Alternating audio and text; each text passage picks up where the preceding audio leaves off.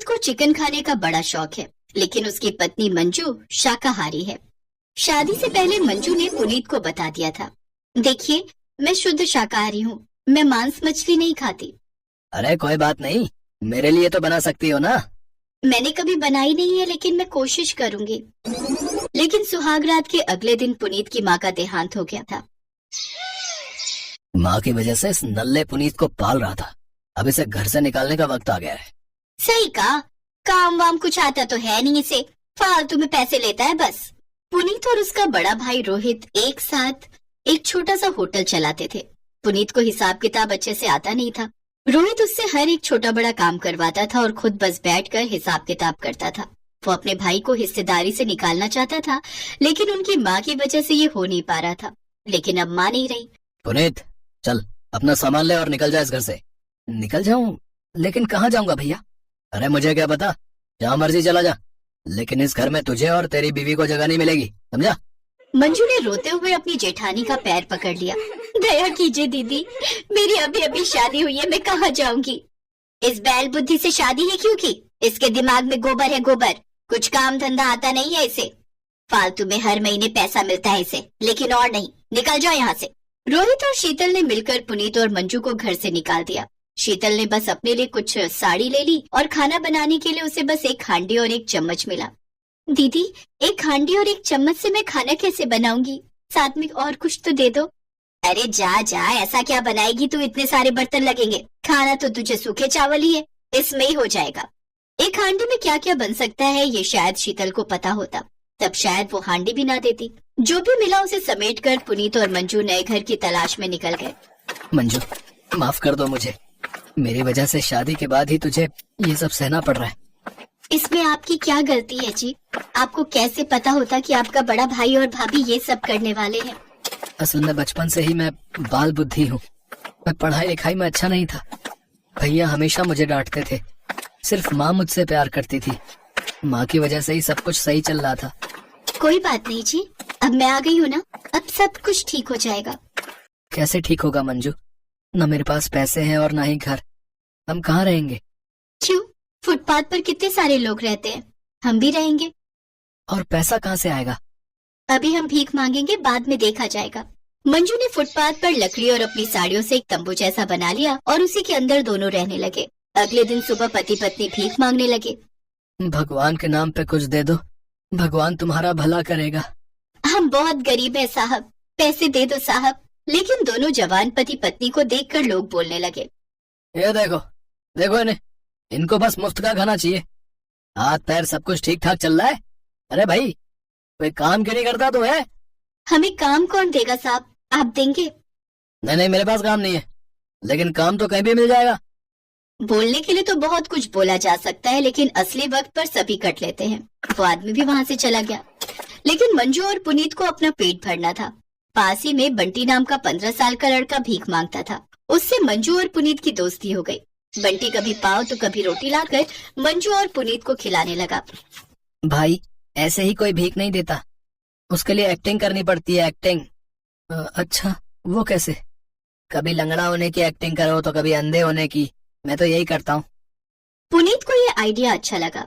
अगले दिन पुनीत बंटी के साथ अंधा बनकर भीख मांगने गया और आज उसे पूरे 400 रुपए। Go ahead and run your first Google Ads campaign. Spend 20,000 in the first साथ अंधा बनकर भीख मांगने गया और आज उसे पूरे 400 रुपए भीख में मिले। मंजू खुश हो गई। अरे बंटी, तुझ में तो बहुत अकल है, तेरी वजह से आज हमें इतना पैसा मिला। बोल तुझे क्या खाना है? मैंने बहुत दिनों से चिकन नहीं खाया। हाँ मैंने भी बहुत दिनों से चिकन नहीं खाया, मैं चिकन लाता हूँ। लेकिन कढ़ाई नहीं है। अच्छा ठीक है, ले आइए, मैं कुछ जुगाड़ करती हूँ।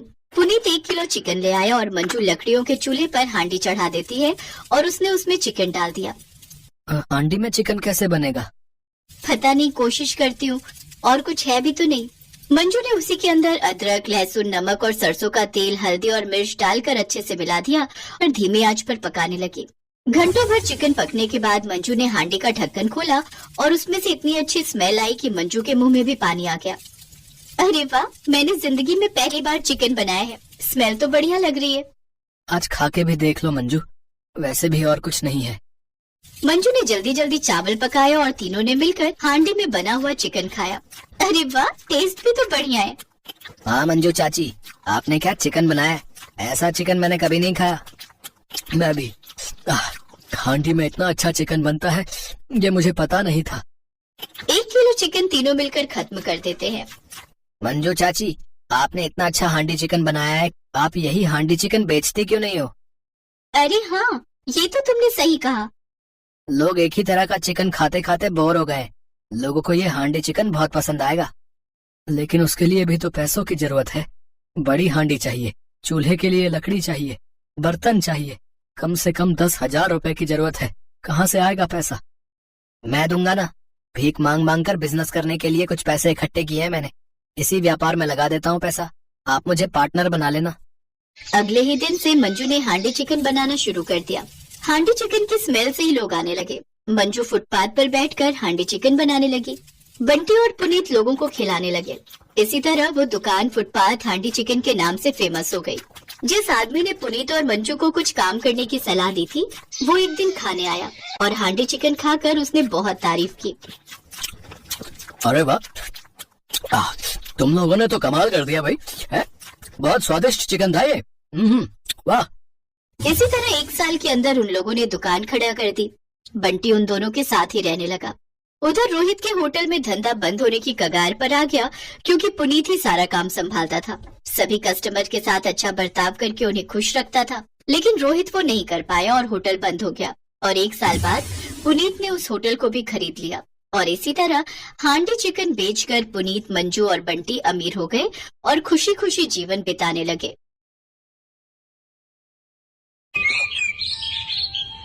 ये कहानी है निखत और उसके बेटे अली की। निखत से उसके शौहर का साथ निकाह के 2 साल बाद ही छूट गया। उस वक्त अली को पैदा हुए बस कुछ ही महीने हुए थे। यही वजह थी कि उस मासूम के जहन में उसके अब्बू से जुड़ी कोई याद नहीं थी। उसने तो अपने अब्बू को बस तस्वीरों में ही देखा था।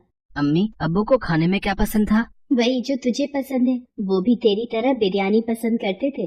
अच्छा, फिर तो वो आपसे हर रोज बिरयानी बनाने को बोलते होंगे, जैसे मैं बोलता हूँ। नहीं, वो मुझसे नहीं कहते थे, बल्कि वो तो खुद हर रोज बिरयानी बनाया करते थे, खुद भी खाते थे और सबको खिलाते थे। क्या मतलब, अब्बू को खाना बनाने का शौक था क्या?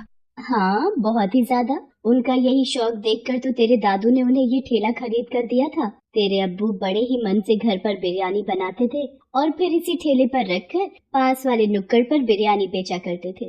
वो वक्त ही कुछ और था। वो चाहे जितनी बड़ी देग बना ले, कभी बिरयानी बचती नहीं थी। इतना स्वाद था उनके हाथों में। अच्छा, तो इसका मतलब तुमने भी अब्बू से ही सीखा होगा बिरयानी बनाना, है ना? हाँ, मैं उनकी मदद करती थी, पर बनाते हमेशा वही थे। लेकिन अब तो मुझे ही बनानी होगी ना। अम्मी, उदास मत हो। आप एक बात बताओ, जब अब्बू बिरयानी बेचा करते थे तो आप ऐसा क्यों नहीं करती? ये खेती करके तो हम पेट भर कर खा भी नहीं पाते। अगर आप भी बिरयानी बनाकर बेचोगी तो मुझे हर रोज बिरयानी खाने को भी मिलेगी। बेटा, ये सब इतना आसान नहीं है। तेरे अब्बू ने अपनी मेहनत से काम जमा लिया था। उनकी कमाई लागत से कहीं ज्यादा थी, लेकिन अब उनके जाने के बाद हमारे हालात अच्छे नहीं है। बेटा, तू ही बता, पूरे दिन के रोजे के बाद इफ्तारी तक का इंतजाम तो अच्छे से हो नहीं पाता, तो बेचने के लिए बिरयानी कहाँ से बनाऊं मैं? तो इसका मतलब मुझे बिरयानी खाने को नहीं मिलेगी। अम्मी, अब मन कर रहा है। अमूमन अली अपनी अम्मी से किसी चीज को लेकर जिद नहीं करता था। उस दिन भी उसने जिद नहीं की, लेकिन उसकी नम आंखों ने निखत को बता दिया था कि उसका बिरयानी खाने का कितना मन है। अली नमाज पढ़ने मस्जिद चला गया और निखत के हाथ भी दुआ के लिए उठ गए। या खुदा, ऐसा इम्तिहान ना ले, अपने बच्चे की बिरयानी खाने की ख्वाहिश भी पूरी ना कर सकूं। इतना मजबूर तो ना बना। निखत अपनी मजबूरी पर रो रही थी, तभी दरवाजे पर किसी ने दस्तक दी। अस्सलाम वालेकुम। वालेकुम अस्सलाम। जी आप? मैं असलम हूँ। आपके पड़ोस में जो खान साहब रहते हैं, मैं उनका रिश्तेदार हूँ। कुछ काम से आया था, पर यहाँ तो ताला लगा हुआ है। आपको कुछ पता है क्या? जी खान साहब, वो तो अब यहाँ नहीं रहते। पिछले महीने शहर चले गए। यहाँ का मकान भी बेचने वाले हैं शायद। आपको बताया नहीं उन्होंने? वो दरअसल मुझसे खान साहब का फोन नंबर कहीं गुम हो गया, इसलिए बात नहीं हो सकी। लेकिन ये तो गड़बड़ हो गई। खान साहब से जरूरी काम तो था ही। सोचा था कि इफ्तार और मगरिब की नमाज भी उनकी यहाँ ही पढ़ लूंगा, पर अब कैसे होगा? कुछ ही देर में इफ्तार का वक्त हो जाएगा। अब यहाँ आसपास कोई ढाबा या होटल वगैरह है क्या? जी नहीं, यहाँ तो ऐसा कुछ भी नहीं है, बस राशन और गोश्त की दुकान ही है। ये तो मुसीबत हो गई, अब क्या किया जाए? देखिए भाईजान, अगर आप मुझे गलत ना समझे तो मैं आपसे कुछ कहूँ। हाँ कहिए ना। ये मेरी बदनसीबी ही है कि मैं चाहकर भी आपको इफ्तार का न्योता नहीं दे पा रही हूँ। असल में मेरी माली हालत मुझे इसकी इजाजत नहीं दे रही, तो अगर आप मेरी कुछ मदद कर दें तो मैं भी आपकी मदद कर सकती हूँ। असलम को निखत की बात समझ आ गई थी। उसने फौरन अपनी जेब से कुछ पैसे निकालकर निखत की तरफ बढ़ा दिए और बोला, ये लो बहन, इतने में हो जाएगा ना? जी भाईजान, बहुत अच्छे से हो जाएगा, बहुत बहुत शुक्रिया आपका। अरे नहीं नहीं, शुक्रिया तो मुझे आपको कहना चाहिए। मैं ऐसा करता हूँ, यहीं बाहर इंतजार करता हूँ, अगर आपको कुछ मदद चाहिए हो तो बताइएगा। नहीं नहीं, मैं सब कर लूंगी, आप आराम करें। इसी के साथ असलम निखत के घर के बाहर ही एक पेड़ की छांव में बैठ जाता है और निखत फौरन इफ्तार की तैयारी में लग जाती है। ये तो काफी पैसे हैं, इनमें तो इफ्तार के साथ साथ बिरयानी भी बन जाएगी। या अल्लाह, आज मेरा बच्चा बिरयानी खाएगा, जरूर खाएगा। निखत फौरन जाकर पास की दुकान से राशन और गोश्त खरीद कर ले आती है, साथ ही इफ्तारी के लिए कुछ फल भी। फिर उसने बड़े ही मन से बिरयानी बनाई, ठीक वैसे जैसे अब्बास बनाया करता था। कुछ ही देर में अली घर वापस आ गया। अम्मी, आप बिरयानी बना रही हो क्या सच में? इतनी बढ़िया खुशबू। अम्मी बताओ ना, ये बिरयानी की खुशबू ही है ना? हाँ, बिरयानी ही है। तेरा इतना मन था खाने का तो बना दी मैंने। लेकिन अम्मी, ये सामान कहाँ से आया? निखत अली को सब कुछ बताती है। अली फौरन जाकर असलम से मिलता है और उसे शुक्रिया कहता है। फिर शाम के वक्त सभी एक साथ इफ्तार करते हैं। अच्छा बहन, अब चलता हूँ। इफ्तार के लिए बहुत बहुत शुक्रिया। रुकिए भाईजान, मैंने बिरयानी बनाई है। आपने जो पैसे दिए थे उन्हीं से इफ्तार का इंतजाम भी हो गया और बिरयानी का भी, वो भी खाकर जाइए। नहीं नहीं बहन, अभी तो इफ्तारी की है, मैं खाना कुछ देर रुक कर खाता हूँ। भाईजान, थोड़ी सी चख तो लीजिए। अच्छा ठीक है, चखने भर को ले आइए फिर। निखत फौरन रसोई में जाकर असलम और अली के लिए बिरयानी लेकर आती है। असलम जैसे ही बिरयानी का एक निवाला चखता है, उसके चेहरे के हाव भाव ही बदल जाते हैं। बहन, बिरयानी बहुत ही लजीज है, अब थोड़ी और मिलेगी क्या? हाँ अम्मी, मुझे भी और चाहिए। बस अभी लेकर आई। निखत खुशी खुशी असलम और अली दोनों को पेट भर बिरयानी खिलाती है। उसे ऐसा करने में बहुत ही खुशी हो रही थी। सोचा न था कि इतनी सारी बिरयानी खा जाऊंगा मैं। बहन सच में आपके हाथों में तो गजब का स्वाद है। मैंने बड़े से बड़े होटल में बिरयानी खाई है, लेकिन ऐसा स्वाद आज तक नहीं चखा।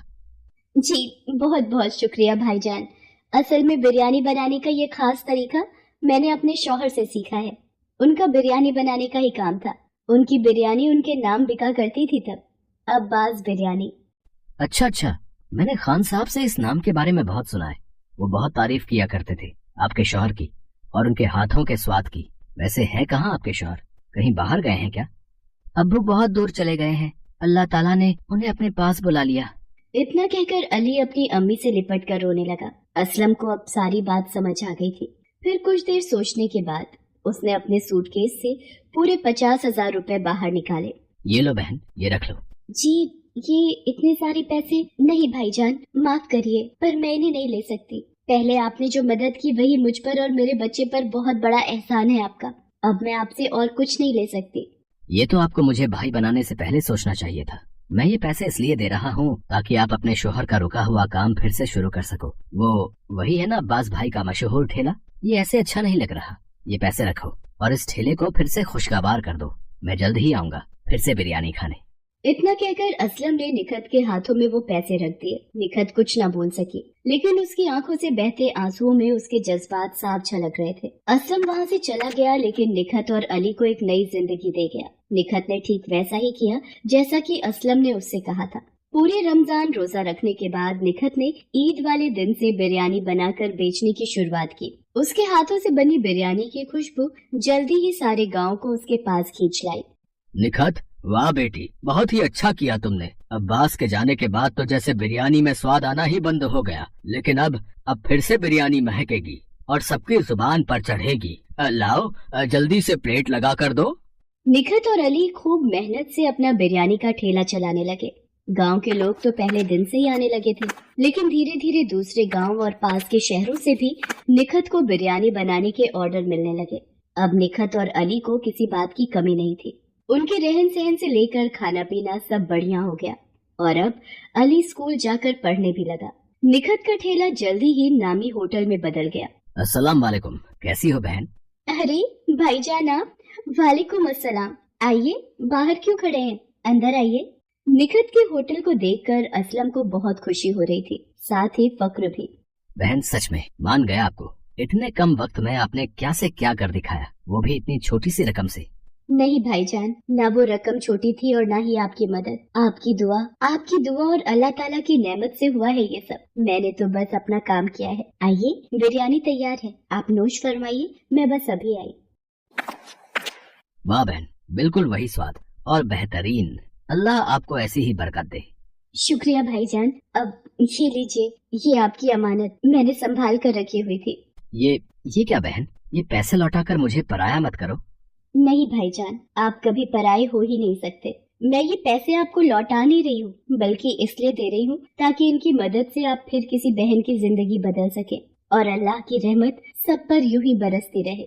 असलम निखत की तरफ देखकर मुस्कुरा दिया और उन पैसों को लेकर फिर से निकल पड़ा किसी नई निखत और अली की तलाश में।